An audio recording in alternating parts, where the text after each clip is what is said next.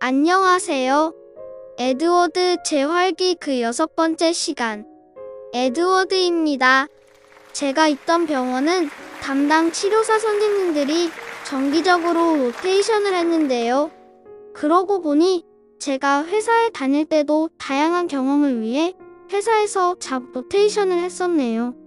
아무튼 저는 2022년 11월에 입원해 2023년 3월에 한 번, 2023년 9월에 또 한 번 담당 치료사님이 바뀌었네요. 마지막엔 바뀌고 2주 있다가 퇴원해서 큰 의미는 없었고요.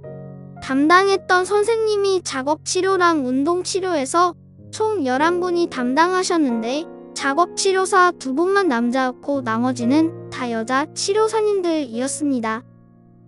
제가 병원에 처음 입원했을 때 깜짝 놀랐는데 여자 치료사님들 비율이 운동치료 약 50%, 작업치료 약 70% 정도였기 때문에 제가 생각했던 것보다 많아서 그랬습니다. 지내다 보면 환자분들이 남자 치료사님들 중에 힘이 세면서 많이 주무르는 치료사님을 선호하더라고요. 제가 생각하기에는 꼭 남자가 아니라도 상관없으며 환자와 같은 성별이면 가끔 신체 접촉을 통해 체중을 더 실어 치료할 수 있어 좋았습니다. 그렇다고 반드시 필요한 건 아닙니다. 좋은 치료사님을 만나는 것도 정말 중요하지만 환자 본인이 직접 땀 흘려 노력하는 게 더 중요합니다. 전체 재활치료 100% 중에 좋은 치료사님을 만나는 것이 30%만큼 중요하다면 본인이 노력하는 건 나머지 70%만큼 중요합니다. 운동은 남이나 치료사님이 대신해주는 게 아니고 또 힘들지 않은 것들은 운동이 아닙니다. 사소한 일들에 신경 쓰지 마시고 어떻게 중요한 일들에 조금 더 집중하고 또 실행할지 고민하십시오. 재활을 통해 만들어갈 나의 최종 모습을 그려보고 그것을 목표로 삼고 그렇게 되기 위해 지금 내가 무엇이 부족한지 파악하시고 그 부족한 부분을 채우기 위해 무엇을 해야 할지 꼭 해야 할 운동들을 파악합니다. 그리고는 당연히 파악한 필수 운동들을 실행에 옮기십시오. 그리고 어떤 운동이 있다면 침대, 휠체어 또는 활동 반경 내에서 혼자 할 수 있는 방법을 계속 고민해보고 직접 해보십시오. 제가 입원할 때 기저귀도 차고 안대도 차고 소변줄도 달고 주로 누워 있었는데 같은 방에 재활한 지 1년쯤 되신 분이 편한 손으로 캐비넷 서랍을 조금 열고 캐비넷 본체를 잡고 휠체어에서 일어나 침대에 앉으시더라고요. 얼마나 부럽던지. 나는 언제쯤 캐비넷을 붙잡고라도 혼자 일어서나 했었죠.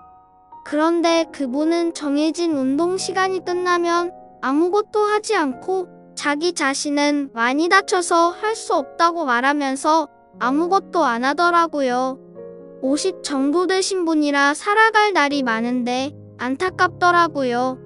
결국 제가 퇴원할 때 그분은 제가 처음 본 모습에서 정말 하나도 바뀐 게 없더라고요.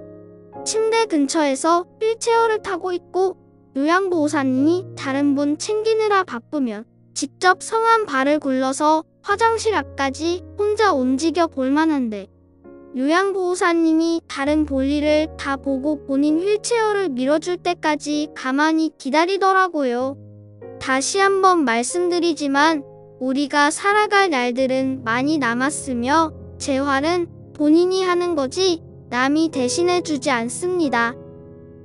오늘은 재활 운동들에 대해 말씀드리려고 했는데 재활병원에서 어떤 마음가짐으로 운동을 해야 하는지 생각나서 말씀을 많이 드렸네요.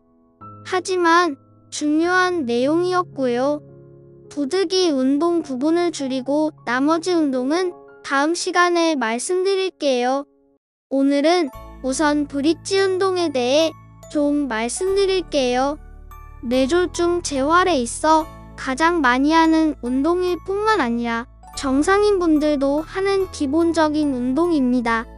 기본 운동이지만 브릿지를 할 힘이 없으신 분들도 많습니다.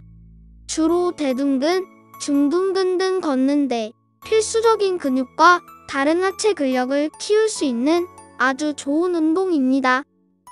기본적인 자세가 우리가 건너는 다리처럼 중간 부분을 공중에 띄우는 자세로 그 응용 동작이 많이 있습니다. 운동 방법은 아픈 다리의 발바닥을 땅바닥 쪽으로 지그시 눌러 주어야 하며, 그러기 위해 아픈 무릎은 골반에서 뻗어가는 방향으로 밀어주는 느낌으로 엉덩이는 힘주어 조여주면서 브릿지 자세를 취합니다. 골반은 오리궁둥이 자세로 만들었다가 엉덩이를 들면서 앞으로 말아 올려야 하는데, 이해가 잘 안 되시면 담당 치료사님께 문의해 보십시오. 기본 자세에서 다리를 벌리거나 한쪽 다리를 들고 또 든 다리를 무릎을 굽혔다 펴거나 더 높이 치켜 올렸다 내리거나 좌우로 원을 그리거나 등등 여러 가지 응용 동작이 있을 수 있습니다. 브릿지를 침대에서 개인 운동으로 하려면 소리 없이 흔들림 없고 정확한 자세를 취해야 하므로 논슬립 매트를 사서 사용하시길 추천드립니다. 브릿지는 천천히 정확한 자세를 잡아야 하고 고리밴드를 무릎에 차면 더 강한 힘을 줄 수 있습니다.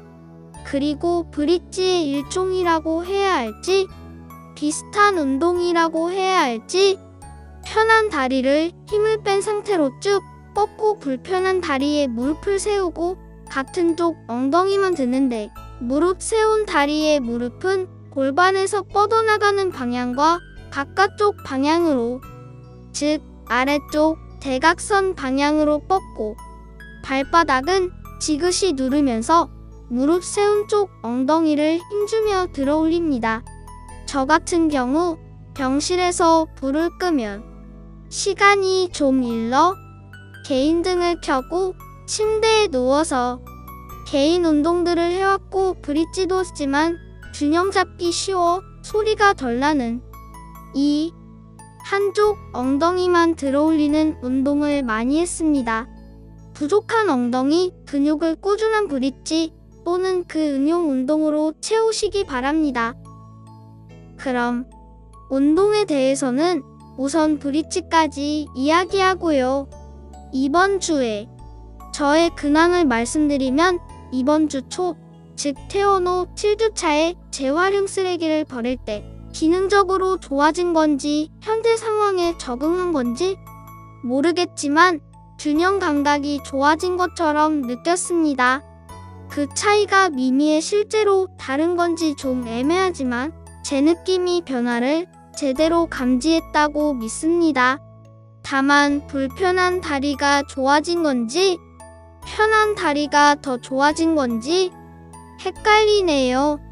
아무튼 균형 감각이 좋아졌고, 결과적으로 걸음걸이가 무릎을 펴고 바깥으로 돌려 걷던 게 무릎을 굽혀 똑바로 발을 보내려고 잘한데도 노력은 하는 것 같습니다. 그때쯤 박문재활 선생님에게 전반적으로 몸에 근육이 좀 붙은 것 같다고 피드백을 받았습니다. 또 근처 하천을 따라 지하철 한 코스 정도 왕복해서 걸어봤습니다. 왕복 90분쯤 3.5km 정도 걸었습니다. 걷는 속도가 시속 약 2km인데 일반인의 반 정도 되네요. 전날 미리 조금 걸어보고 힘이 들 것 같아 무릎 보호대를 차고 걸었는데 그래도 무릎은 살짝 아픈 것 같습니다. 그리고 아무래도 오는 길에는 힘이 살짝 더 빠졌고 그래서 좌우로 살짝 더 왔다 갔다 한 것 같습니다. 여기까지 말씀드리고요. 오늘 재활기는 마무리하겠습니다.